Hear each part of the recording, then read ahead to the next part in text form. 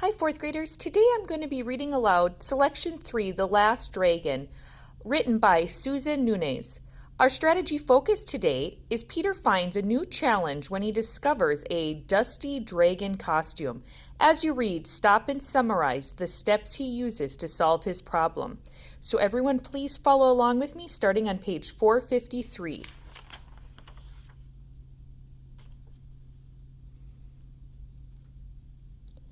The dragon hung in the window of the Lung Fung Trading Company on Jefferson Street, collecting dust, cobwebs, and bug skeletons. He was blind, speechless too, for his jaws had been wired tightly shut. His only companions were his severed tail, 2 empty shipping crates, and a jar of salted duck eggs. Far away from Jefferson Street, Peter Chang had learned he would spend the summer in Chinatown with his great aunt. "Why," Peter asked, "she's my oldest, wisest aunt," said her mother. "You must get to know her." Peter's father agreed, but Peter did not. He didn't want to spend the summer in a small apartment above a noodle factory. They sent him anyway. He missed his parents. He missed his friends. Everything in Chinatown seemed old and alien and strange.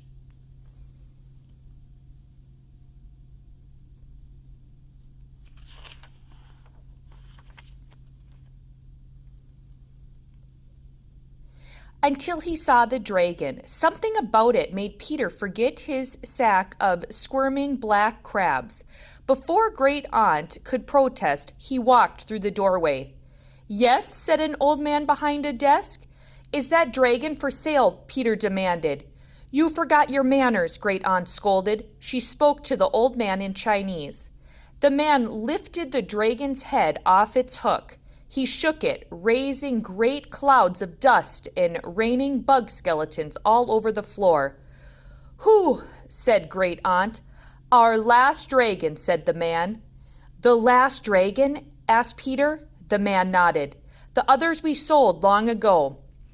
"Bad luck to keep a dragon that way," said Great Aunt, brushing dust off her sleeve. "He's very old," said the man. "You sure you want him?" Peter stroked the dragon's tangled whiskers. "Yes," he said. "A very sad dragon, if you ask me," sniffed Great Aunt. "Please, most favored aunt," said Peter, "I'll clean him myself."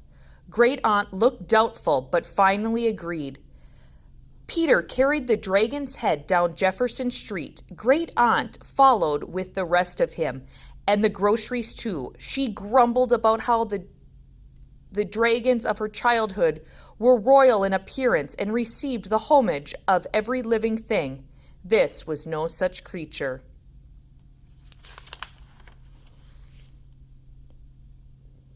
Back in Great Aunt's kitchen, Peter put up the dragon's head on the hat rack. The last dragon had a faded face, a scraggly crest, and no eyes at all. Great Aunt laid the tail on the floor and unfolded the body. "A 10-man dragon," she said, "full of holes, tall, tail in bad shape."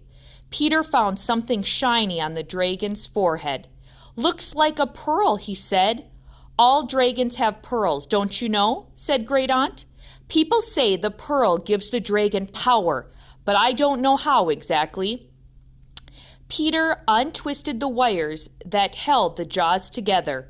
The dragon's mouth fell open with a loud whomp. "Whew," said the Great Aunt. "No teeth," said Peter. Great Aunt swept up the bug skeletons and complained, "A very sorry dragon, if you ask me."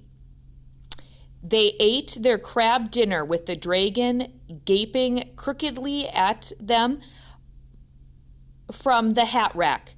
The next morning the dragon's mouth did not gape crookedly. His whiskers were combed and the pearl polished until it shone. Great Aunt shrugged. Couldn't have his mouth hanging open like a fool." "What about his body?" Peter wondered. "Today I play mahjong with my friend," said Great Aunt. "Perhaps you should visit the tailor, Mr. Pang." She explained where to find him. "And don't forget your manners," she said as Peter ran out the door.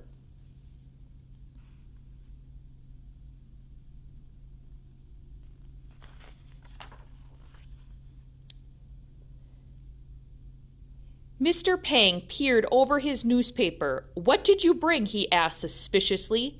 Peter unfolded the dragon's body. It stretched from the work table to the front door. "My goodness," said Mr. Pang. "Where's the head?" "In Great-Aunt's kitchen," said Peter. Mr. Pang ran his hand over the dragon's body.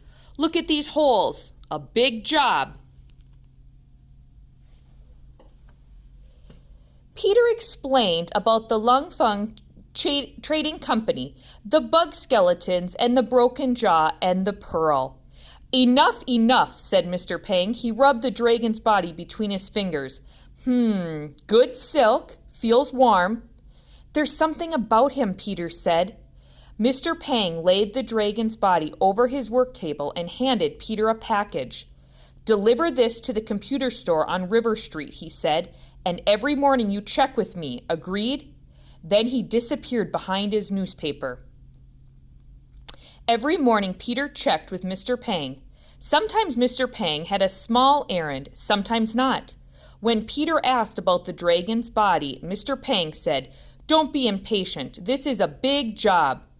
One Mahong day, Peter found Great-Aunt and her friends huddled over the kitchen table, but they were not playing Mahong. "This sorry creature has robbed us of our afternoon," said Great-Aunt. Peter pulled a strip of silver paper out of Great-Aunt's hair. "What's this?" he asked. "Surprise," said Miss Lee, who lived downstairs. She held up the dragon's new crest. Everyone admired the fine horns. Then Miss Tam, who made the best dumplings in the neighborhood, pointed a chubby finger at the dragon's tail. "What about that?" Great-Aunt bit into a dumpling. "A big problem," she agreed.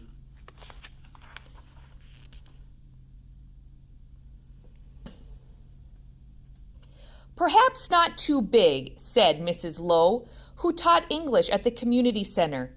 "Once, when I was a girl, I saw a kite just like that. If someone could make such a kite, then someone could fix a dragon's tail."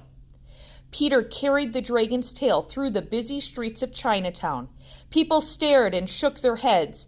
2 doors past the Imperial Travel Company, he found the big wind kite shop, just as Mrs. Lowe described. "Did you run into a tree?" exclaimed the owner, Miss Rose Chow. "It's a dragon's tail," Peter said with a smile. Miss Rose Chow set her pliers aside and examined the tail. "Needs a new frame," she said. "Can you fix it?" Peter asked. Miss Rose Chow kept studying the tail. "Maybe," she said. Peter explained about the Lung Feng Trading Company, the bug skeletons, the mended jaw, the body at Mr. Pang's, the dragon's new crest, and Mrs. Lowe's memory of kites in China. "There's something about this dragon, don't you think?" he asked.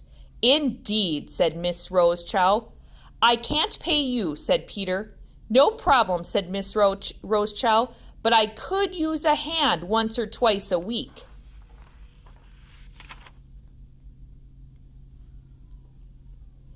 Every day Peter did something new. He learned the streets of Great-Aunt's neighborhood. He knew where to find a bookstore, a bargain bakery, a stall with the best salted plums. Some days he joined Mr. Pang for morning tea. He swept the kite shop, oiled the tools. He learned to fly a fighting kite, which entertained Great-Aunt's Mahong friends. All the while, Miss Rose Chow repaired the frame, covered it with silk. One day she began to sew on shining scales. "Got any ideas for the eyes?" Peter asked. Miss Rose Chow thought for a moment. "Check out the machine shop on the corner," she said. Peter found the sign that said, "Tak Wa Tong Herb Center, Dr. Y. Sing Fong." Inside, Dr. Fong weighed herbal tea on a set of ancient scales. "What can I do for you, young gentleman?" he asked. "Do you sell dragon eyes?" asked Peter. "Dragon eyes?" asked Dr. Fong. Peter explained about the Lung Feng Trading Company, the bug skeletons, the mended jaw, the body and new crest, about Miss Rose Chow and the dragon's tail. He's the last dragon, Peter concluded, and he's blind. Dr. Fong sucked thoughtfully on his mustache and said, "The last dragon. How very sad. I have many hundreds of herbs. Herbs to sleep, herbs to wake, herbs to settle stomachs or burn out fevers. I have snake scales, lizard skin, and dried seahorses, but unfortunately, no dragon eyes." Dr. Fong folded the package of tea and tied it with string. He said, "Dragon eyes are very special. Any old eyes will not do. They must be blessed by a priest, or the dragon will never see."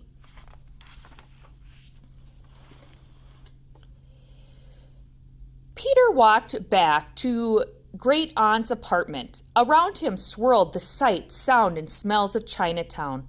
A man stood on the sidewalk and painted a new sign on a restaurant window. Peter stopped to watch. The red characters looked strong and fierce. They reminded him that the last dragon still looked pale and unhealthy. Dragons should be strong and fierce too. "I need an artist," thought Peter. While the sign painter was cleaning his brush, Peter told him what he wanted. After painting for several afternoons, Mr. Sung was finally satisfied. The dragon now had bold eyebrows, red cheeks, and lots of sharp teeth. "Want them sharper?" Mr. Sung asked.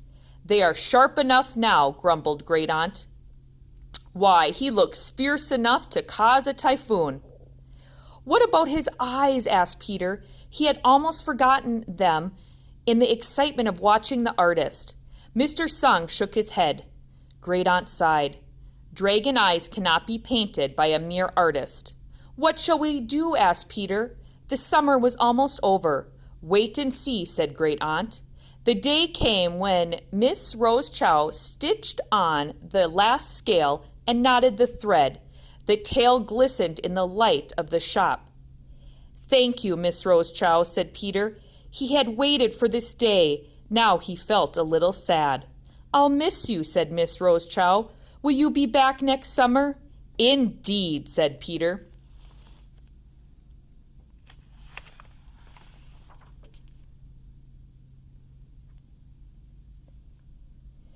On the way home, Peter tried not to think about Miss Rose Chow.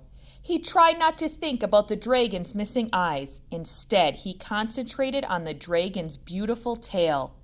In Great Aunt's kitchen on Mahang Day, Mr. Pang examined the dragon's new teeth.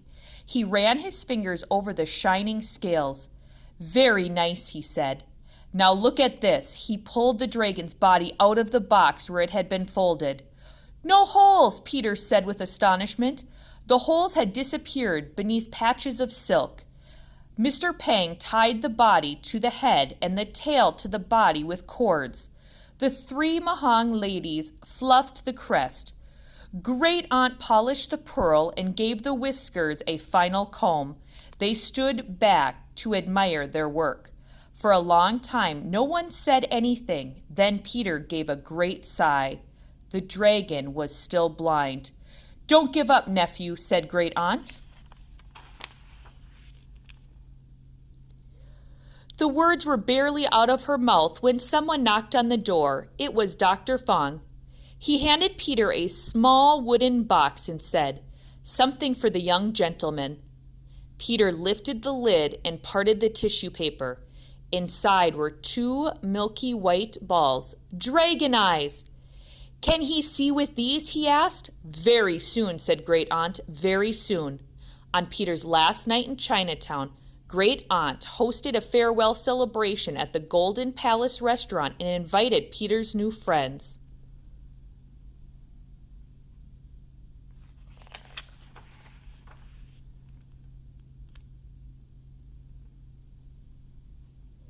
Right after they started the peppery shrimp course, there was a burst of fireworks and a great commotion outside. Everyone stopped eating and turned to the door. There stood the last dragon, filling the moon gate of the Golden Palace. A priest in flowing robes appeared like magic beside him. The priest dipped a bamboo brush in a vial of black ink and put a dot in each of the dragon's eyes. Everyone stared at the dragon. The last dragon stared back. "He can see," cried Peter. The last dragon's eyes raked the room from side to side. A drum began to beat. "That's his heart," said Great Aunt. With a toss of his head and a snap of his jaws, the last dragon came through the moon gate borne on 10 pairs of silken black legs. His crest glistened, his face glowed with health, his body rippled from proud head to glittering tail. First slowly, then with even quicker steps, he snaked among the tables and around the room. His bell-like voice filled the air. Everyone cheered. The last dragon stopped at Great Aunt's table. He looked at each person. When he came to Peter, he bent his head in a deep bow. "Don't forget your manners," said Great Aunt. Peter stood up and bowed to the dragon. Everyone clapped, Peter loudest of all. Then, to the beat of his great heart, the last dragon danced out through the moon gate of the golden palace. Diners crowded the door and spilled into the street to watch him depart. "He is like the dragons of my childhood," said Great Aunt to Peter, but Peter had disappeared. And so the last dragon paraded through the teeming streets of Chinatown. Indeed, like the dragons of old, he was royal in appearance and received the homage he so richly deserved.